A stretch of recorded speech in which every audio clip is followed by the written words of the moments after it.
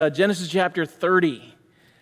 We're going to talk about the imperfect faith and prayers of Rachel and Leah. In chapter 30 of Genesis, we'll see Jacob's family grow.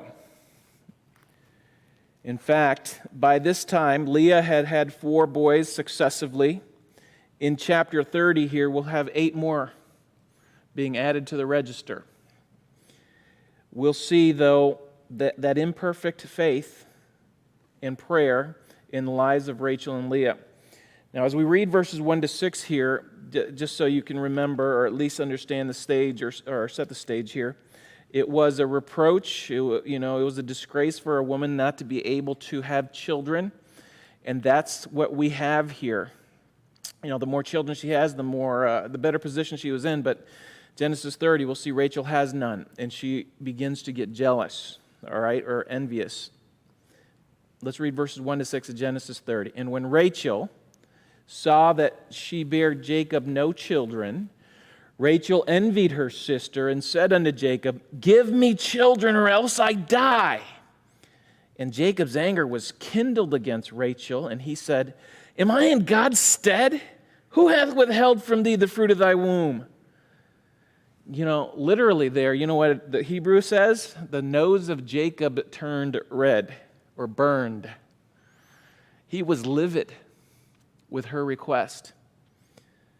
Verse 3, and she said, "Behold, my maid Bilhah, go in unto her, and she shall bear upon my knees, that I may also have children by her." And she gave him Bilhah, her handmaid, to wife, and Jacob went in unto her. Now, just thinking about Jacob, remember, he is now the son of promise. He's getting the fulfillment of the Abrahamic promise, blessing, descendants. So here we see, instead of waiting upon God or giving himself to prayer, Jacob complies with the desires of his wife Rachel. And again, this was along with the customs of the day.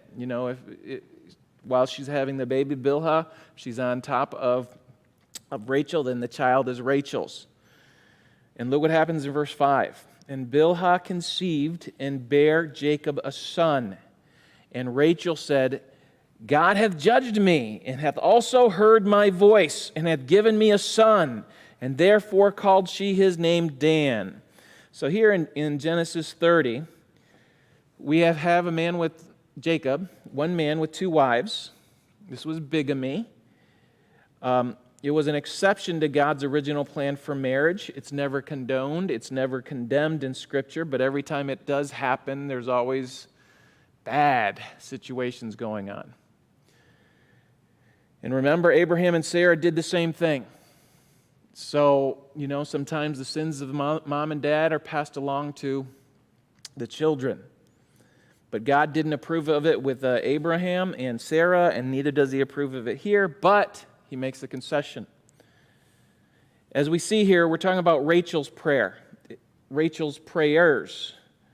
There's no direct reference for prayer here, but the response indicates that there was a type of a prayer. Look at verse 6. There's a response to thanks to God. Verse 6, and Rachel said, "God hath judged me and hath also heard my voice." So here's prayer in the prayer life of God's people from the eyes of Jacob's wife, Rachel here. She says, "God's heard me. God's judged me. God has vindicated me. He's given me a son." And remember how she's done this now. She's done this the man-made way. It wasn't the spiritual way. This was the human, practical way, just like Sarah and Abraham did.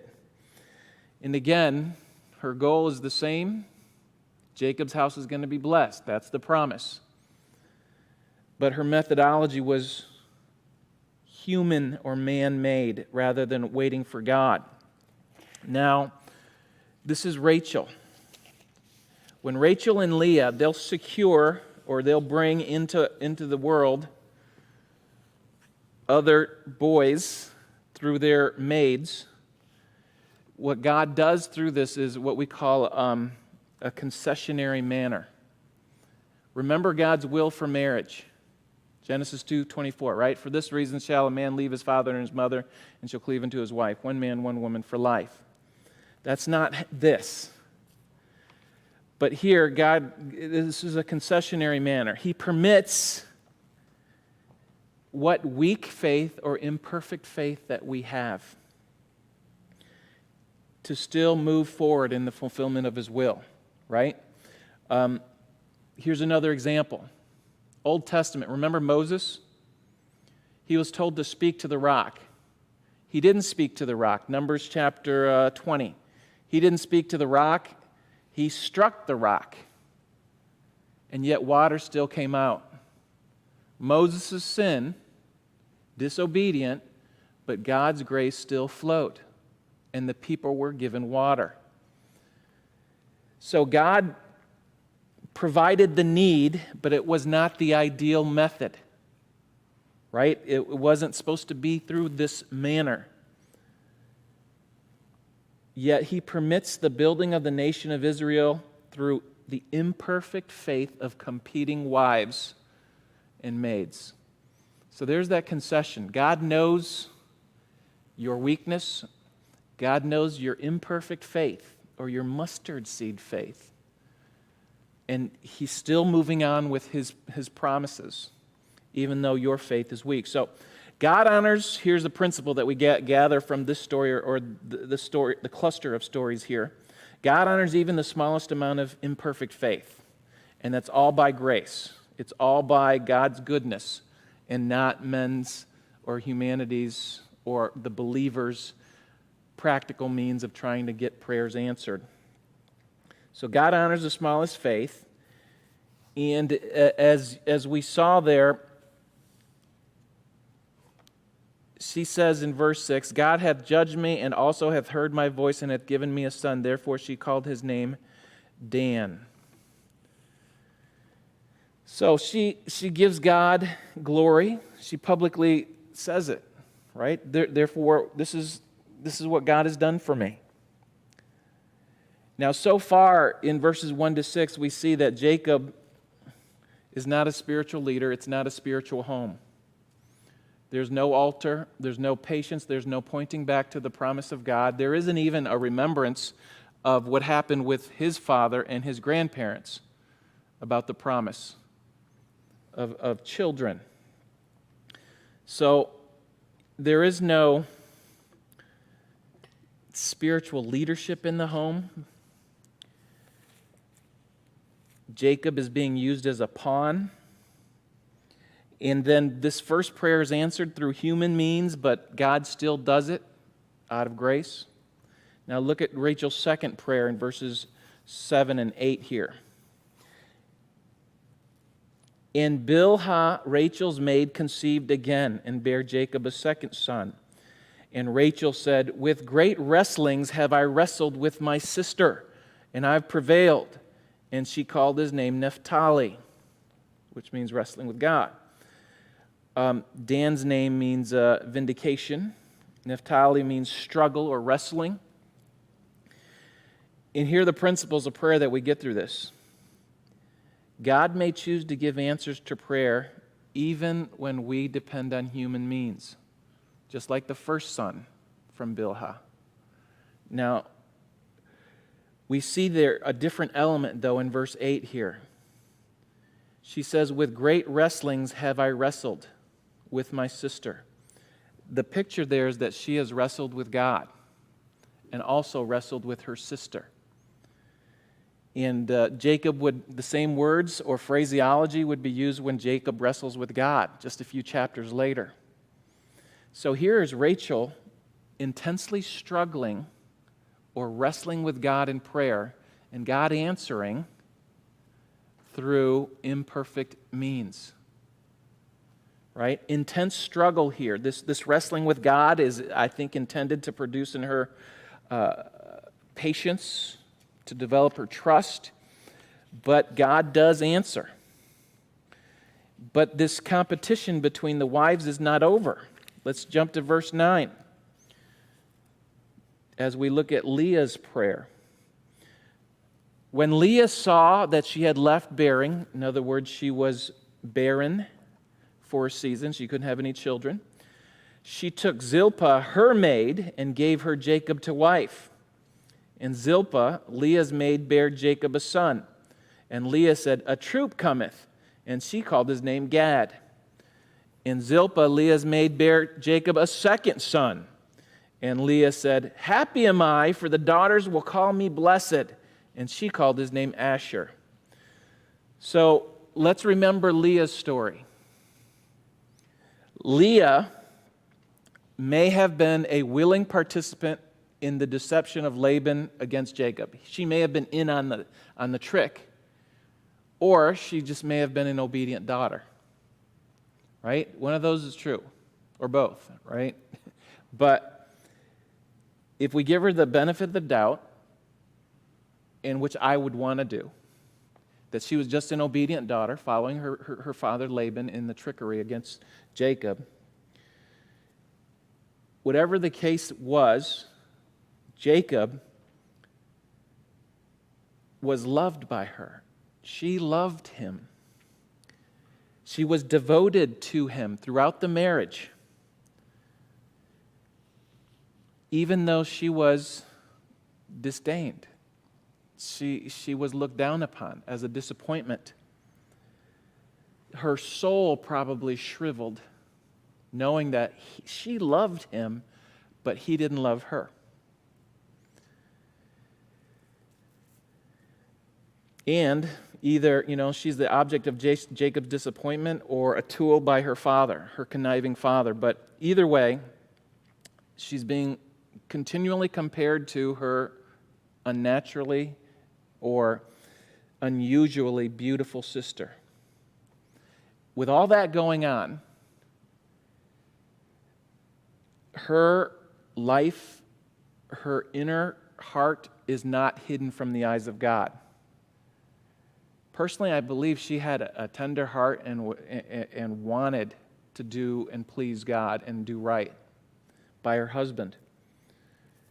And you know what? Leah couldn't conceive for a time, and so we just read there in verse 9 of Genesis 30 that she does the same thing with her handmaid. She pleads for mercy. God gives it. And when God gives the answer, she replies, "Happy am I," and she essentially has a public testimony. God's blessed me again. She recognizes the source of her blessing. Now let's jump to verse 14. The story's not over. "And Reuben went in the days of wheat harvest and found mandrakes in the field and brought them unto his mother Leah. Then Rachel said to Leah, Give me, I pray thee, of thy son's mandrakes. And she said unto her, Is it a small matter that thou hast taken my husband, and wouldst thou take away my son's mandrakes also? And Rachel said, Therefore he shall lie with thee tonight for thy son's mandrakes. And Jacob came out of the field in the evening, and Leah went out to meet him, and said, Thou must come in unto me, for surely I have hired thee with my son's mandrakes. And he lay with her that night. And God hearkened unto Leah." Okay, God heard, answered. "God hearkened unto Leah, and she conceived and bare Jacob the fifth son. And Leah said, God hath given me my hire," or my reward, my wage, "because I have given my maiden to my husband." And she called his name Issachar. So here's Reuben in the field, finds what commentators call love apples, these fruits that are supposed to increase fertility or the ability to have children. So that's what Rachel wants. She wants that. She wants those mandrakes. But through this, Leah has another son, acknowledging, look, God is in control of this. It's not the mandrakes. It's God who gives children. So by natural means or supernatural means, God is gracious, and God is the one who gives the increase. We know from Psalm 127 that unless the Lord builds the house, they labor in vain who build it. It goes on to say, Behold, children are a heritage from the Lord.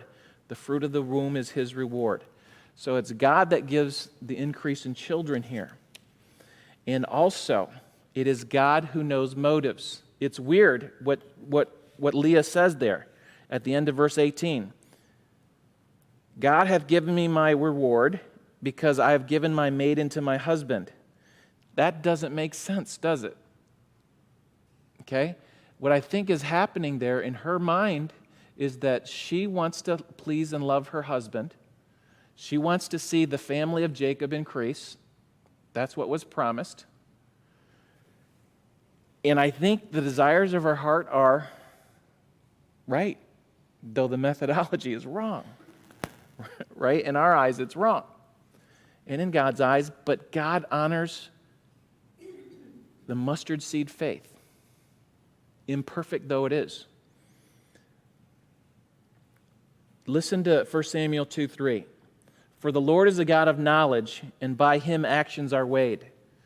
God sees in Leah's heart the desire to love and to please her husband,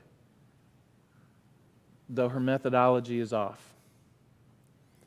1 Corinthians 4:5, the Apostle Paul writes it this way: Therefore judge nothing before the time, until the Lord comes, who will bring to light the hidden things of darkness, and will make manifest the counsels of the heart.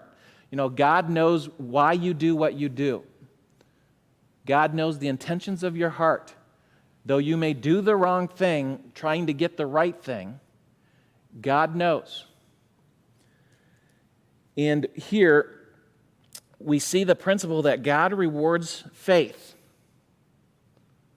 God rewards faith. Its faith is what pleases him. Even though it's imperfect faith, even though we all understand that none of us are sinless, God considers the heart. And he gives above what we ask or think. And here is Leah saying this thing, God has honored me because I've given him my maiden to please my husband, to increase the family.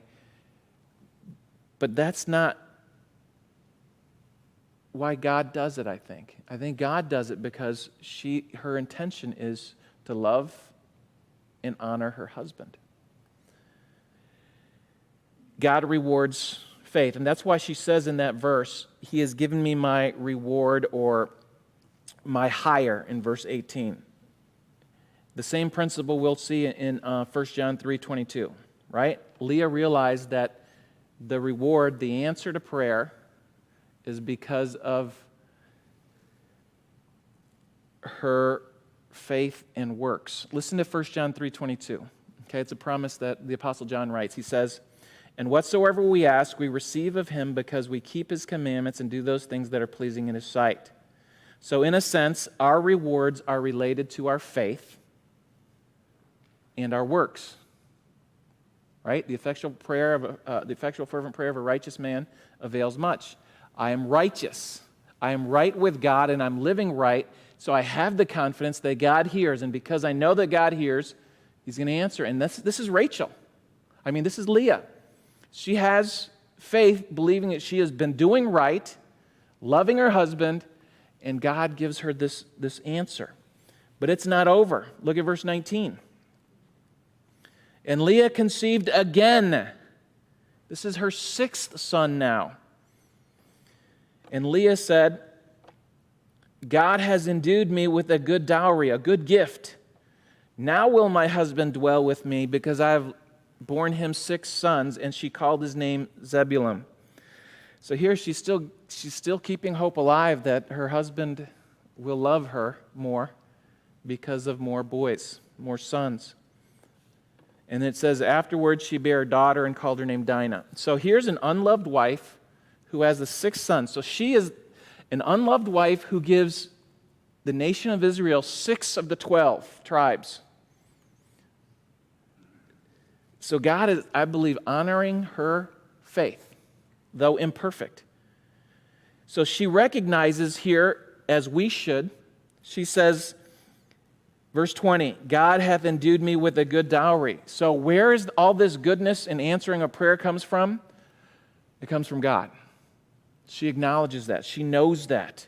The source of every good gift comes from him, and she responds in prayerful praise.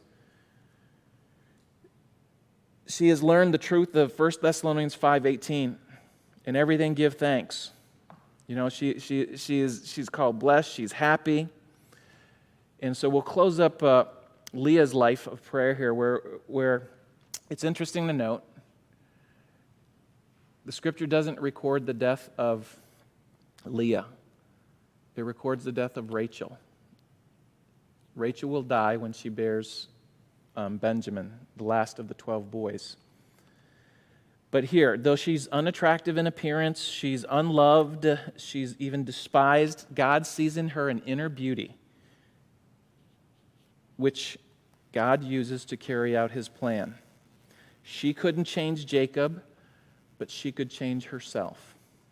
She recognized God's hand in her life. Look at verse 13. I think it's an indication of kind of a spiritual breakthrough. And Leah said, "Happy am I. Happy am I." Okay, I think she understands it's God that's been good to her. Now let's go to verse 22 as we close up Rachel's prayer life here.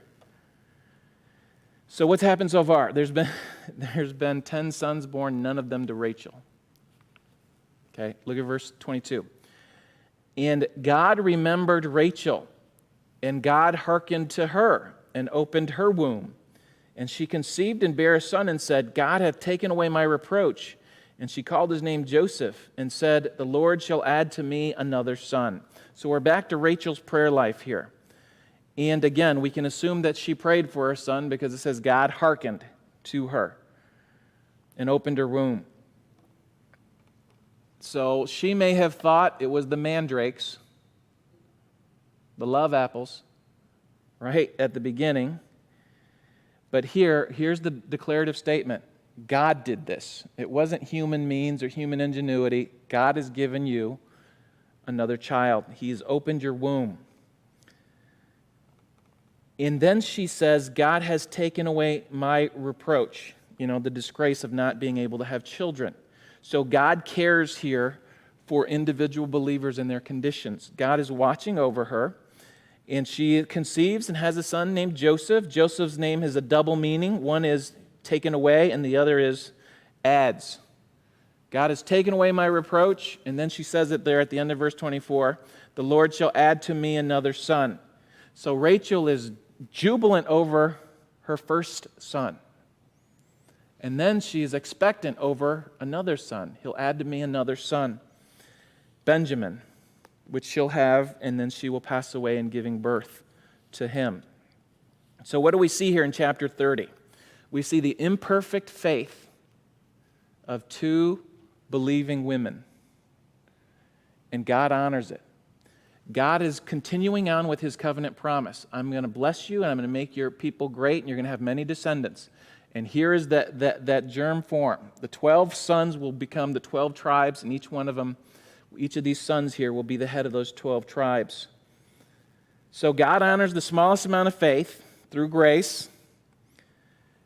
When God does answer, acknowledge it. That's what Rachel and Leah did. And understand that in everything we should give thanks, because that's what they do.